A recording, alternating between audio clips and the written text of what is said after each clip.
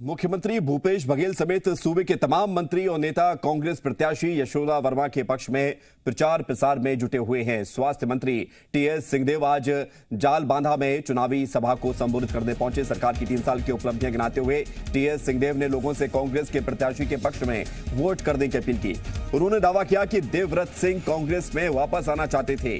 TS Singhdeo ने कहा कि खैरागढ़ विधानसभा क्षेत्र में जिन विकास कार्यों को करवाने के बारे में देवव्रत सिंह ने सोचा था, कांग्रेस उन्हें पूरा करने का संकल्प ले चुकी है।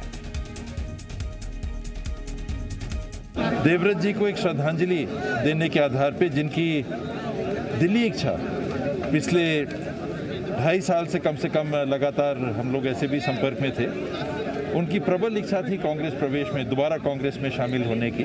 तो ये सारी बातों को ध्यान में रख के मेरे को विश्वास है कि कांग्रेस पार्टी के उम्मीदवार यहां से अवश्य विजयी होंगे। और हमारे साथ 2 सहयोगी जुड़ गए हैं। राजनांदगांव से किशोर हमारे साथ जुड़ गए हैं, इसके अलावा रायपुर से सीएल देवांगन हमारे साथ जुड़ गए हैं। एक एक करके दोनों के पास जाएंगे, जानकारी लेंगे, क्योंकि ये बड़ी दिलचस्प लड़ाई हो गई है। सबसे पहले किशोर, शुरुआत आपसे करते हैं। राजनांदगांव की एक खैरागढ़ सीट जिस पर अब बीजेपी और कांग्रेस आमने सामने है, पूरी ताकत लगाई जा रही है, माहौल क्या बनता हुआ नजर आ रहा है?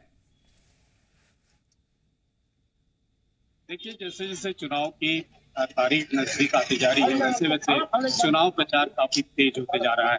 दोनों ही पार्टियों के बड़े नेता, मुख्यमंत्री खुद भूपेश बघेल ने यहाँ पर मोर्चा जमाया हुआ है, पूरी कमान उन्होंने संभाली हुई है। कल भी उन्होंने 5 आम सभाओं को संबोधित किया, आज भी उन्होंने 5 आम सभाएं अलग अलग विधानसभा क्षेत्रों में संबोधित की है।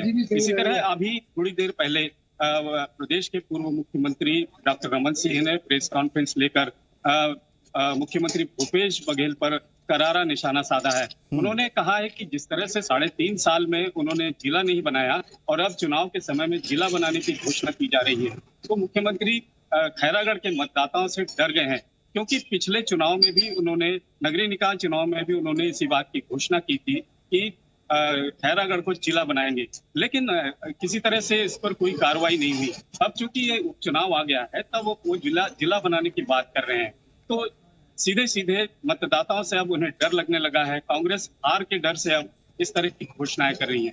पूर्व मुख्यमंत्री ने आज एक 11 बिंदुओं का एक आरोप पत्र भी प्रेस के और मीडिया के सामने पेश किया है, जिसमें उन्होंने कई आरोप लगाए हैं, जिसमें सबसे बड़ा आरोप है कि प्रदेश की करीब 22,000 से ज्यादा जो महिलाएं हैं, महिला समूह की महिलाएं, उनके मुंह से निवाला छीन लिया गया। उनका काम जो है किसी सरकारी एजेंसी को दे दिया गया। जो महिलाएं काम कर रही थी वो बेरोजगार हो गई है।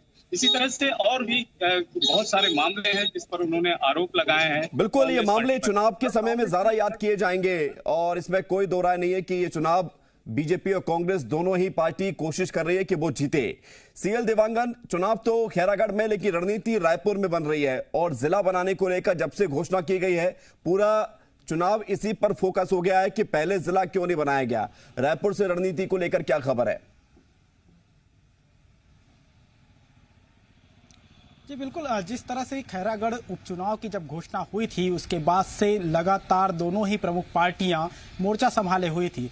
चूंकि रणनीतियां जो है राजधानी रायपुर से ही बनकर निकल कर सामने आई हैं और चूंकि प्रदेश स्तर पर जो भी चीजें होती हैं वो रायपुर से ही डिसाइड की जाती हैं, और खैरागढ़ उपचुनाव जो है इस वक्त सेमीफाइनल माना जा सकता है छत्तीसगढ़ की राजनीति को लेकर, क्योंकि 2023 में प्रदेश में विधानसभा के चुनाव होने हैं और विधानसभा चुनाव के ठीक पहले उपचुनाव होना सेमीफाइनल की तरह ही माना जा सकता है। और ये जो खैरागढ़ में जो चुनाव के नतीजे होंगे वो 2023 के लोगों की जो रुचियां हैं उसको दर्शाने का काम करेगी, और ये बड़ा एक फोकस है खैरागढ़ में दोनों ही प्रमुख पार्टियों का, चाहे बात करें कांग्रेस की या बात करें बीजेपी की। दोनों ही पार्टियों के बड़े नेता जो है वो खैरागढ़ में लगातार फोकस बनाए हुए हैं और जो बैठकों का दौर है वो भी लगातार जारी है और रणनीतियां जो हैं वो भी लगातार तैयार किए जा रहे हैं। चूंकि कांग्रेस ने घोषणा पत्र जारी किया है और घोषणा पत्र में सबसे पहला वादा जो किया गया है उसमें चुनाव के ठीक 24 घंटे के बाद जो है खैरागढ़ को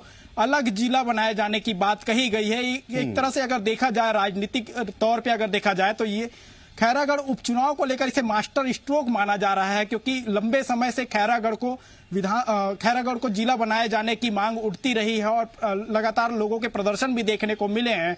इस बीच अगर ये घोषणा होती है तो खैरागढ़ में जरूर ये थोड़ी से परिवर्तन की लहर दिख सकती है, लेकिन परिस्थितियां जो है वो जो है कांग्रेस के लिए आसान नहीं होगी, क्योंकि बीजेपी जिस तरह से चुनावी मोड पे नजर आ रही है, लगातार जो है बैठकों का दौर जारी है। इसके अलावा ये भी है यहाँ पर कि बीजेपी का अनुभव उपचुनाव को लेकर जब से 18 में कांग्रेस की सरकार बनी उसके बाद से अच्छा रहा नहीं है। कांग्रेस ने उपचुनाव जीते हैं।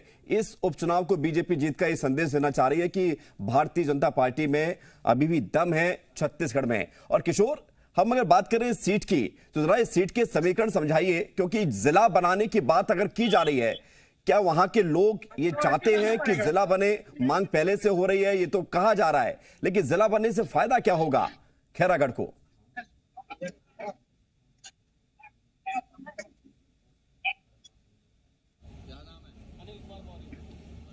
किशोर, आपको आवाज आ रही है? किशोर को आवाज नहीं पहुंच रही है। सवाल मेरा यही है आपसे, जो हमारे साथ रायपुर से सहयोगी जुड़े हुए हैं, शिखर, मैं आपसे यही सवाल पूछ रहा हूं कि ये जो जिला बनाने की बात की जा रही है, ये तो मांग पहले से उठती आई है, कितना अंतर आ जाएगा इसके बाद? और लोगों के मन में क्या सवाल है? लोग भी ये सोच रहे हैं कि चुनाव आ गए तो इसकी घोषणा हो गई, वरना चाहती तो कांग्रेस पहले भी कर सकती थी, इसमें कोई बड़ी बात नहीं है, ना दिक्कत है। जी बिल्कुल, खैरागढ़ जिला बनाने की मांग जो है वो इस वक्त की मांग नहीं है। इससे पहले लगातार जो है खैरागढ़ को जिला बनाए जाने की मांग उठती रही है।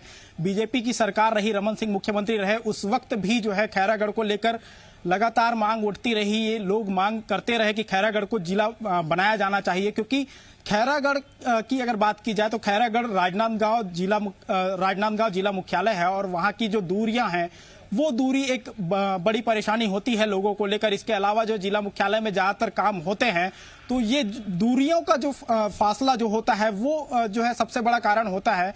इसके अलावा कई ऐसे काम होते हैं जो जिला मुख्यालय से जुड़े होते हैं, तो कुल मिलाकर देखा जाए तो जिला मुख्यालय दूर होना एक बड़ी वजह है। इसके बिल्कुल ये बात ठीक है, लेकिन अब देखना यही है शिखर कि जो बात की जा रही है, जो पूरा चुनाव जो जिले पर आकर जिले बनाने की बात को लेकर पूरा फोकस इस पर कर दिया गया है, सेंट्रलाइज हो गया है इस पर। अब वहां की जनता क्या रिस्पॉन्ड करती है? बहुत शुक्रिया आपका किशोर और शिखर हमारे साथ जुड़ने के लिए, तमाम जानकारी देने के लिए। खबरों में बने रहने के लिए आप हमारे फेसबुक, ट्विटर और इंस्टाग्राम पेज को फॉलो कर सकते हैं। लेटेस्ट अपडेट के लिए आप हमारे यूट्यूब पेज को सब्सक्राइब भी कर सकते हैं और हाँ, बेल आइकन पर क्लिक करना ना भूलें।